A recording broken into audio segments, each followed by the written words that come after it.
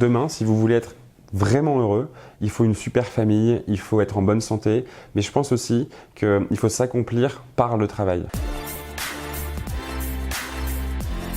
Salut, je suis Charles, l'un des 4 cofondateurs et le CEO de Comet.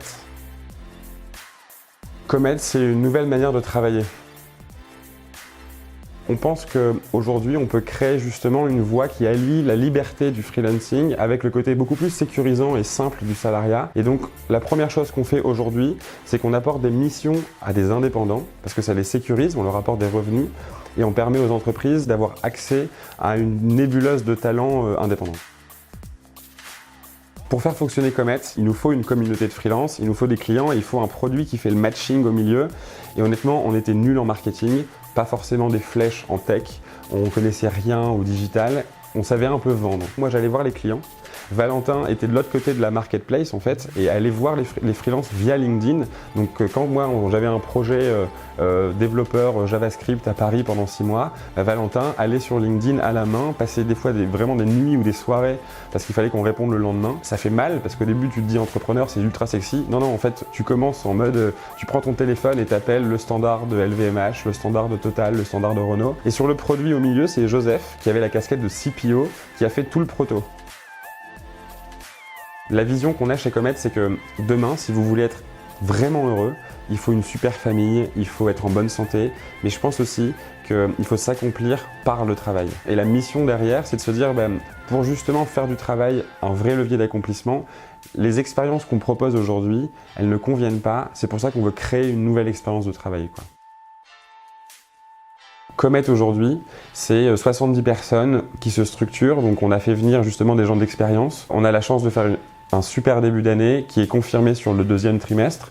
On va rester sur la France pour l'instant, on voulait très vite partir à l'international, trop vite je pense. On se concentre sur le marché français pour l'instant et on ira en 2020 à l'international.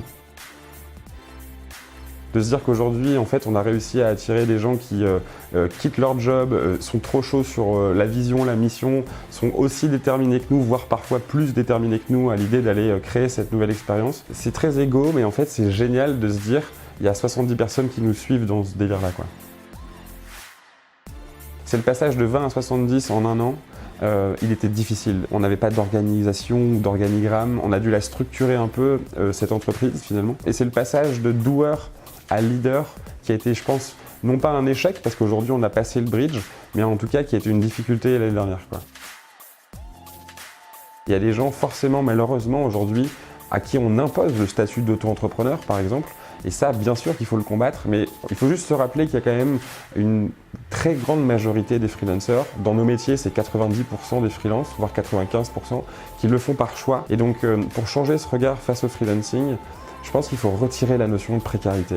Il faut retirer la notion d'obligation parce que par définition, les gens le font en quête un peu personnelle et professionnelle bien sûr, mais c'est avant tout une quête perso, d'émancipation, de liberté. Et donc il faut plutôt l'encourager et le féliciter plutôt que de le voir comme quelque chose de marginal, quoi. Moi, ce qui m'a énormément aidé, c'est que j'ai senti qu'il y avait une petite flamme au début en mode j'ai envie de monter un truc. Et en fait, j'ai mis des bûches dans ce feu depuis le début en regardant Coup d'État, en allant rencontrer d'autres entrepreneurs, en lisant plein d'articles sur Medium, de blogs. Et donc, je pense que c'est pas à prendre à la légère parce que ce feu-là, il peut aussi se fatiguer parce que c'est vachement fatigant. La matière première, c'est cette curiosité qu'il faut nourrir constamment, quoi. The Hard Things About Hard Things de Ben Horowitz. Il est souvent considéré comme un bouquin que tu sors et tu lis quand ça va pas. Moi, je trouve qu'en fait, il faut le prendre justement quand ça va bien ou au tout début de l'histoire d'un entrepreneur. Grosso modo, il explique que c'est très difficile. Il résume ça en se disant « Pour moi, un bon entrepreneur, c'est quelqu'un qui a accepté de ne pas démissionner. Ça fait partie du jeu. Profite que ça soit la merde parce que c'est trop bien finalement que ça soit galère. C'est pour ça que tu fais ce job. » Paul Guillemin, c'est le CEO et cofondateur de Fretlink, qui est une boîte incroyable. C'est lui en fait qui m'a mis un peu le pied à l'étrier, ça a été un peu mon mentor slash coach sur les premières semaines, les premiers mois, donc ça je m'en souviendrai tout le temps. C'est quelqu'un avec qui j'ai une chance incroyable de pouvoir partager un peu mes semaines, donc ouais, Paul est assez impressionnant. La startup à connaître, je pense que c'est Side.co. Leur vision du travail, ce qu'ils peuvent apporter justement sur un autre segment du travail que celui qu'on couvre, est assez magnifique. Donc Side.co mérite vraiment d'être connu.